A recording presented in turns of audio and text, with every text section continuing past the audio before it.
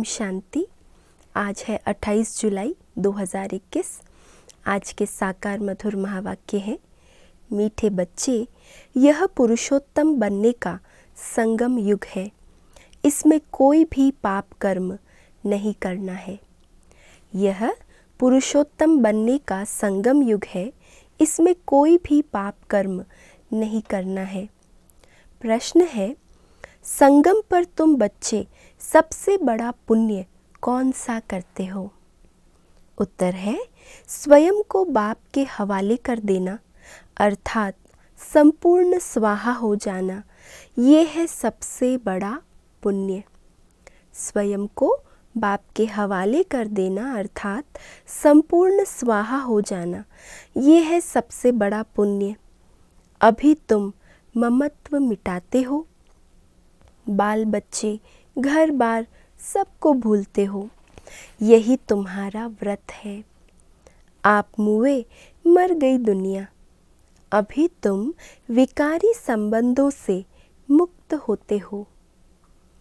आप मुए मर गई दुनिया माना अभी हम विकारी संबंधों से संपूर्ण मुक्त होते हैं। गीत है जले न क्यों परवाना। ओम शांति। यह सब भक्ति मार्ग में बाप की महिमा करते हैं। ये है परवानों की क्षमा के लिए महिमा। जबकि बाप आए हैं तो क्यों ना जीते जी उनके बन जाएं। जीते जी कहा ही उनको जाता है जो एडॉप्ट करते हैं। पहले तुम आसुरी परिवार के थे, अब तुम ईश्वरीय परिवार के बने हो। जीते जी ईश्वर ने आकर तुमको एडॉप्ट किया है, जिसको फिर शरणागति कहा जाता है। गाते हैं ना, शरण पड़ी मैं तेरे। अब प्रभु की शरण तब पड़े जबकि वह आए, अपनी ताकत दिखाए, जलवा दिखाए। वही सर्वशक्तिवान है ना, बरोबर उनमें कशिश भी है ना, सब कुछ छुड़ा देते हैं। बाबा में इतनी कशिश है, जो बाबा जब आते हैं तो बाबा हमारे देह के जो भी संबंध, देह में जो भी मोह ममता है, सब छुड़ा देते हैं। बरोबर जो बाप के बच्चे और बच्चियां बनते हैं, वह आसुरी संप्रदाय के संबंध से तंग हो जाते हैं। कहते हैं, बाबा कब यह संबंध छूटेंगे? यहाँ ये पुराना संबंध भुलाना पड़ता है। आत्मा जब देह से अलग हो जाती है तो बंधन खलास हो जाते हैं। इस समय तुम जानते हो सबके लिए मौत है, और ये जो बंधन है ये सब है विकारी। अब बच्चे निर्विकारी संबंध चाहते हैं।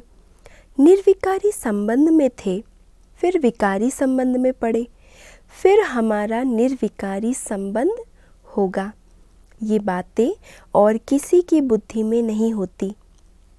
बच्चे जानते हैं हम आसुरी बंधन से मुक्त होने का पुरुषार्थ कर रहे हैं। एक बाप से योग रखा जाता है। उस तरफ है एक रावण, इस तरफ है एक राम। ये बातें दुनिया नहीं जानती। कहते भी हैं राम राज्य चाहिए, परंतु सारी दुनिया रावण राज्य में है, ये कोई समझते नहीं है। हम रावण राज्य में हैं, ये कोई भी समझता नहीं है। राम राज्य में तो पवित्रता, सुख, शांति थी, वह अब नहीं है। परंतु जो कहते हैं उसको महसूस नहीं करते हैं। गाया भी जाता है, ये आत्माएं सब सीताएं हैं। एक सीता की बात नहीं, ना एक अर्जुन की, ना एक द्रौपदी की बात है। ये तो अनेकों की बात है। दृष्टांत एक का देते हैं। तुमको भी कहा जाता है तुम सब अर्जुन मिसल हो। तुम कहेंगे अर्जुन तो यह भागीरथ हो गया। बाप कहते हैं मैं साधारण बूढ़े तन का यह रथ लेता हूँ। उन्होंने फिर चित्रों में घोड़ा गाड़ी दिखाया है। इसको अज्ञान कहा जाता है। बच्चे समझते हैं ये शास्त्र आदि जो भी हैं सब भक्ति मार्ग के हैं। ये बातें कोई समझ न सके। जब तक 7 रोज समझने का कोर्स न ले, तब तक बाबा कहते ये बातें समझ ना सके। भक्ति अलग है, ज्ञान, भक्ति और वैराग्य कहते हैं। वास्तव में सन्यासियों का वैराग्य कोई सच्चा नहीं है। वो तो जंगल में जाकर फिर आए शहरों में निवास कर बड़े बड़े मकान आदि बनाते हैं। सिर्फ कहते हैं हमने घर बार छोड़ा है। तुम्हारा है सारी पुरानी दुनिया से वैराग्य। यथार्थ बात ये है, वो है हद की बात, इसीलिए उनको हठ योग, हद का वैराग्य कहा जाता है। तुम बच्चे जानते हो ये पुरानी दुनिया अब ख़त्म होनी है, इसीलिए ज़रूर इससे वैराग्य आना चाहिए। बुद्धि भी कहती है नया घर बनता है तो पुराने को तोड़ा जाता है। तुम जानते हो अभी तैयारी हो रही है। कलयुग के बाद फिर सतयुग ज़रूर आएगा। अभी ये है पुरुषोत्तम संगम युग। पुरुषोत्तम मास भी होता है। तुम्हारा है पुरुषोत्तम युग। पुरुषोत्तम मास में दान पुण्य आदि करते हैं। तुम इस पुरुषोत्तम युग में सर्वस्व स्वाहा कर लेते हो।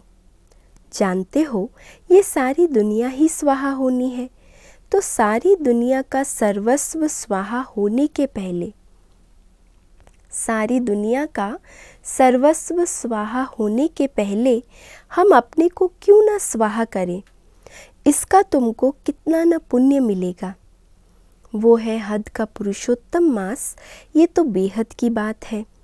पुरुषोत्तम मास में बहुत कथाएं सुनते हैं, व्रत नियम रखते हैं। तुम्हारा तो बड़ा भारी व्रत है। तुम्हारे भल बाल बच्चे गरबार आदि सब है, परंतु दिल से ममत्व मिट गया है। आप मुए मर गई दुनिया। तुम जानते हो ये सब खत्म हो जाएंगे। हम बाप के बने हैं पुरुषोत्तम बनने के लिए। सर्व पुरुषों में अर्थात मनुष्यों में उत्तम पुरुष यह लक्ष्मी नारायण सामने खड़े हैं। इनसे उत्तम कोई भी मनुष्य हो नहीं सकता। लक्ष्मी नारायण विश्व के मालिक थे। तुम आए हो ऐसे पुरुषोत्तम बनने। सभी मनुष्य मात्र सद्गति को पाते हैं।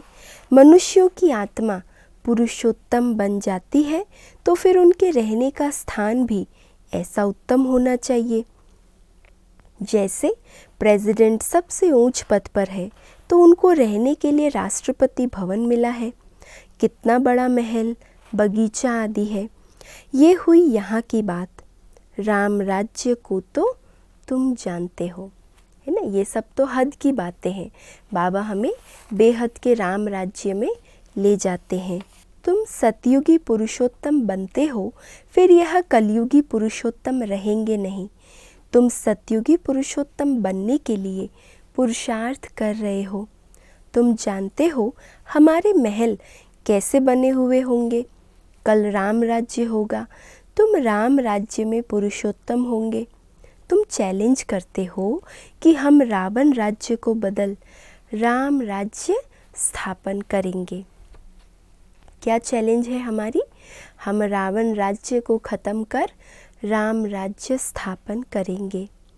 अब चैलेंज किया है तो 1-2 को पुरुषोत्तम बनाना है भविष्य 21 जन्म के लिए।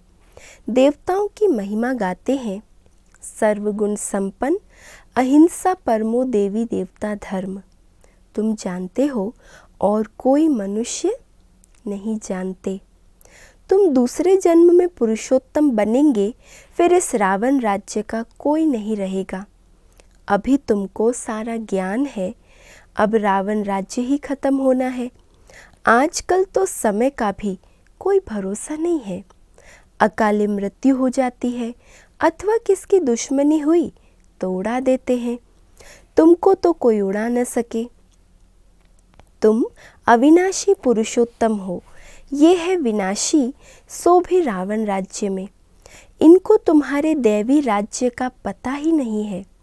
तुम जानते हो हम अपना दैवी स्वराज्य स्थापन कर रहे हैं श्रीमत पर।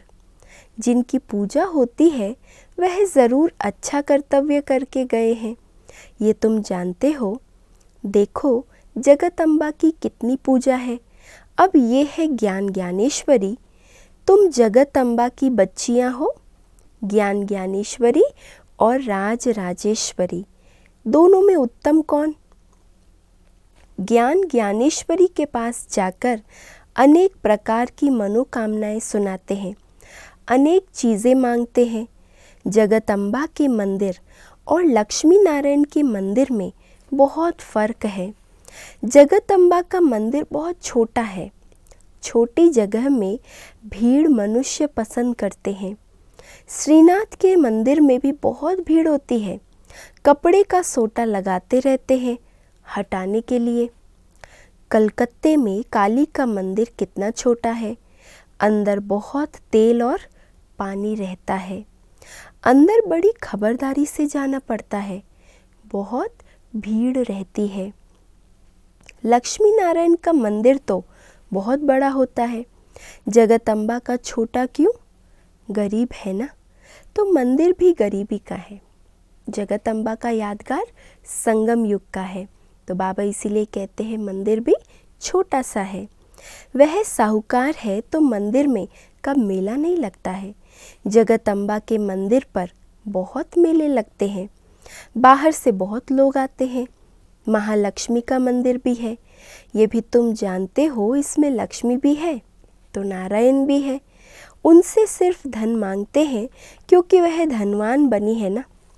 यहाँ तो है अविनाशी ज्ञान रतन, धन के लिए लक्ष्मी पास जाते हैं, बाकी अनेक आशाएं रख जगदम्बा के पास जाते हैं। तुम जगदम्बा के बच्चे हो, सबकी मनोकामनाएं 21 जन्मों के लिए तुम पूरी करते हो। एक ही महामंत्र से सब मनोकामनाएं 21 जन्म के लिए पूरी हो रही है। दूसरे जो भी मंत्र आदि देते हैं उनमें अर्थ कुछ नहीं है। बाप समझाते हैं, ये मंत्र भी तुमको क्यों देता हूँ? क्योंकि तुम पतित हो ना, मामे कम याद करेंगे तभी पावन बनेंगे। ये सिवाय बाप के आत्माओं को कोई कह न सके। इससे सिद्ध होता है ये सहज राजयोग एक ही बाप सिखलाते हैं, मंत्र भी वही देते हैं। 5000 वर्ष पहले भी मंत्र दिया था, यह स्मृति आई है। अभी तुम सम्मुख बैठे हो, क्राइस्ट होकर गया, फिर उनका बाइबल पढ़ते रहते हैं। वह क्या करके गए? धर्म की स्थापना करके गए। तुम जानते हो शिव बाबा क्या करके गए, कृष्ण क्या करके गए?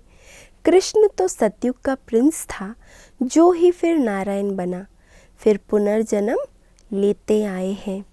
शिव बाबा भी कुछ करके गए हैं, तब तो उनकी इतनी पूजा आदि होती है। अभी तुम जानते हो राजयोग सिखा कर गए हैं, भारत को स्वर्ग बनाकर गए हैं। जिस स्वर्ग का पहला नंबर मालिक खुद नहीं बने, वो तो श्री कृष्ण बना। ज़रूर कृष्ण की आत्मा को पढ़ाया, तुम समझ गए हो। कृष्ण की वंशावली तुम बैठे हो। राजा रानी को मात पिता अन्नदाता कहते हैं। राजस्थान में भी राजा को अन्नदाता कहा जाता है। राजाओं की कितनी मान्यता होती है। आगे सब शिकायतें राजा के पास आती थी, दरबार लगती थी। कोई भूल करते थे तो बहुत पछताते थे। आजकल तो जेल बर्ड्स बहुत हैं, घड़ी घड़ी जेल में जाते हैं। अभी तुम बच्चों को गर्भ जेल में नहीं जाना है, तुमको तो गर्भ महल में आना है। इसीलिए बाप को याद करो तो विकर्म विनाश होंगे। फिर कब गर्भ जेल में नहीं जाएंगे, वहाँ पाप होता नहीं है। सब गर्भ महल में रहते हैं, सिर्फ कम पुरुषार्थ के कारण कम पद पाते हैं। ऊंच पद वालों को सुख भी बहुत रहता है। यहाँ तो सिर्फ 5 वर्ष के लिए गवर्नर प्रेसिडेंट मुकर्रर करते हैं। तुम समझा सकते हो कि भारत ही दैवी राजस्थान बना। अभी तो न राजस्थान है और न राजा रानी है। आगे कोई गवर्नमेंट को पैसा देते थे तो महाराजा महारानी का टाइटल मिल जाता था। यहाँ तुम्हारी तो पढ़ाई है। राजा रानी कब पढ़ाई से नहीं बनते हैं। तुम्हारी एम ऑब्जेक्ट है, इस पढ़ाई से तुम विश्व का महाराजा महारानी बनते हो। राजा रानी भी नहीं, राजा रानी का टाइटल त्रेता से शुरू होता है। बाबा हमको इस पढ़ाई से महाराजा और महारानी बनाते हैं। राजा रानी भी नहीं, बाबा कहते वो तो त्रेता से शुरू होता है। अभी तुम ज्ञान ज्ञानेश्वरी बनते हो, फिर राज राजेश्वरी बनेंगे। कौन बनाएंगे? ईश्वर। कैसे? राजयोग और ज्ञान से। राजाई के लिए बाप को याद करना है। बाप तुमको स्वर्ग का मालिक बनाते हैं, ये तो बहुत सहज है ना। हेवन स्थापन करने वाला है ही गॉड फादर। हेवन में तो हेवन की स्थापना नहीं करेंगे, ज़रूर उन्हों को संगम पर पद मिलता है, इसीलिए इसको सुहावना कल्याणकारी संगम युग कहा जाता है। बाप कितना बच्चों का कल्याण करते हैं, जो स्वर्ग का मालिक बनाते हैं। कहते भी हैं परमपिता परमात्मा नई दुनिया रचते हैं, परंतु उसमें कौन राज्य करते हैं ये किसी को पता नहीं। तुम समझते हो राम राज्य किसको कहा जाता है। उन्होंने तो राम राज्य को लाखों वर्ष दे दिए हैं, कलयुग को 40,000 वर्ष दे दिए हैं। बाप कहते हैं मैं आता ही हूँ संगम पर, आकर ब्रह्मा द्वारा विष्णुपुरी की स्थापना करता हूँ। सत्यनारायण की कथा भी ये है। सतयुग में तुम लक्ष्मी नारायण सर्वगुण संपन्न बनते हो, फिर कला कम होती जाती है। नया झाड़ तब कहा जाता है जबकि स्थापना होती है। नया मकान बनता है तो नया कहेंगे। तुम भी सतयुग में आएंगे तो नई राजधानी होगी, फिर कला कम होती जाती है, स्थापना यहाँ होती है। ये वंडरफुल बातें कोई की भी बुद्धि में नहीं है। तो बाप ने समझाया है कि सभी आत्माओं के लिए ये युग है पुरुषोत्तम बनने का। जीवन मुक्ति को पुरुषोत्तम कहा जाता है, जीवन बंद को पुरुषोत्तम नहीं कहेंगे। इस समय सब जीवन बंद में है। बाप आकर सबको जीवन मुक्त बनाते हैं। तुम आधा कल्प जीवन मुक्त होंगे, फिर जीवन बंद। तुम समझते हो तुम्हारा व्रत नियम क्या है। बाबा ने आकर व्रत रखवाया है, खान पान की बात नहीं है। सब कुछ करो, सिर्फ एक तो बाप को याद करो और पवित्र बनो। ये है व्रत। सब कुछ करते भी एक बाबा को याद करना है और पवित्र बनना है। पुरुषोत्तम मास में बहुत करके पवित्र भी रहते होंगे। वास्तव में इस पुरुषोत्तम युग का मान है तो तुमको कितनी खुशी, कितना नशा होना चाहिए। अब तुमसे कोई पाप कर्म नहीं होना चाहिए। अब तुमसे कोई पाप कर्म नहीं होना चाहिए। क्यों? क्योंकि तुम पुरुषोत्तम बन रहे हो। पुरुषोत्तम युग चल रहा है, पुरुषोत्तम हम आत्माएं बन रही है और बाबा आकर बना रहे हैं। तो बाबा कहते अब कोई भी पाप कर्म नहीं होना चाहिए। अच्छा, मीठे मीठे सिके लधे बच्चों प्रति माता पिता बाप दादा का याद प्यार और गुड मॉर्निंग। रूहानी बाप की रूहानी बच्चों को नमस्ते और हम सब रूहानी बच्चों की रूहानी माता पिता बाप दादा को याद प्यार, गुड मॉर्निंग और नमस्ते। धारणा के लिए आज का मुख्य सार है। पहला, इस पुरुषोत्तम युग में जीवन मुक्त बनने के लिए पुण्य कर्म करने हैं, पवित्र ज़रूर रहना है, घर बार आदि सब होते दिल से ममत्व मिटा देना है। दूसरा है, श्रीमत पर अपने तन मन धन से दैवी राज्य स्थापन करना है, पुरुषोत्तम बनाने की सेवा करनी है। आज का वरदान है, ऑलमाइटी बाप की अथॉरिटी से हर कार्य को सहज करने वाले सदा अटल निश्चय बुद्धि भव। ऑलमाइटी बाप की अथॉरिटी से हर कार्य को सहज करने वाले सदा अटल निश्चय बुद्धि भव। हम सबसे श्रेष्ठ ऑलमाइटी बाप की अथॉरिटी से सब कार्य करने वाले हैं। ये इतना अटल निश्चय हो जो कोई टाल न सके। इससे कितना भी कोई बड़ा कार्य करते अति सहज अनुभव करेंगे। जैसे आजकल साइंस ने ऐसी मशीनरी तैयार की है जो कोई भी प्रश्न का उत्तर सहज ही मिल जाता है, दिमाग चलाने से छूट जाते हैं। ऐसे ऑलमाइटी अथॉरिटी को सामने रखेंगे तो सब प्रश्नों का उत्तर सहज मिल जाएगा और सहज मार्ग की अनुभूति होगी। तो हमारे सब प्रश्नों का उत्तर देने वाला कौन है? ऑलमाइटी अथॉरिटी शिव बाबा। जब हर कार्य करते, हर संकल्प करते उनको सामने रखेंगे तो बाबा कहते कोई भी प्रकार की उलझन नहीं होगी, लेकिन हर प्रश्न का उत्तर हमें सहज मिल जाएगा। स्लोगन है, एकाग्रता की शक्ति परवश स्थिति को भी परिवर्तन कर देती है। एकाग्रता की शक्ति परवश स्थिति को भी परिवर्तन कर देती है। और आज का व्यक्त इशारा है, पाप कटेश्वर व पाप हरनी तब बन सकते हो जब याद ज्वाला स्वरूप होगी। इसी याद द्वारा अनेक आत्माओं की निर्बलता दूर होगी।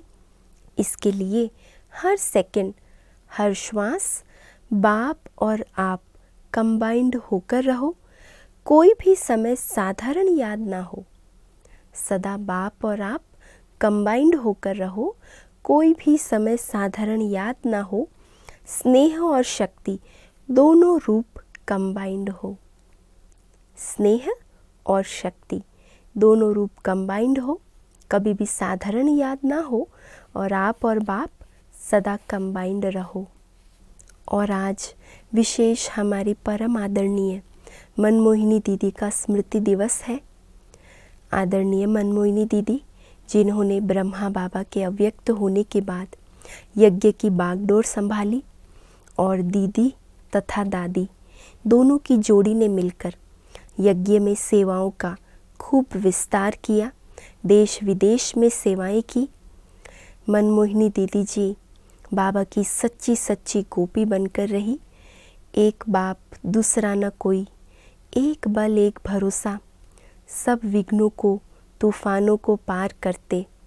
कैसे जैसे गीत भी है ना, ऊंची ऊंची दुनिया की दीवारें तोड़कर मैं आई तेरे लिए सारा जग छोड़कर। तो बहुत धनी घर की होते हुए भी जब बाबा को देखा, निश्चय हुआ, तुरंत एक पल में जीवन का सौदा कर लिया और सब कुछ बाबा के प्रति समर्पित कर दिया। दीदी के अंदर कई ऐसी विशेषताएं हैं जो इस पुरुषार्थी जीवन में हम सभी बच्चों का मार्ग प्रशस्त करने में प्रेरणादायक है। और दीदी विशेष यज्ञ की प्रशासन व्यवस्था को संभालने में बहुत एक्यूरेसी, पंक्चुअल, बहुत नीट और क्लीन, माना सच्चाई और सफाई की सदा प्रतिमूर्ति बनकर रही। बाबा के पद चिन्हों पर चलकर बहुत अच्छी तरह हम सभी के लिए भी एक बहुत अच्छा एग्जाम्पल बनकर रही। तो ऐसे मनमोहिनी दीदी को हम सब की भी बहुत बहुत श्रद्धांजलि स्वीकार हो। ओम शांति।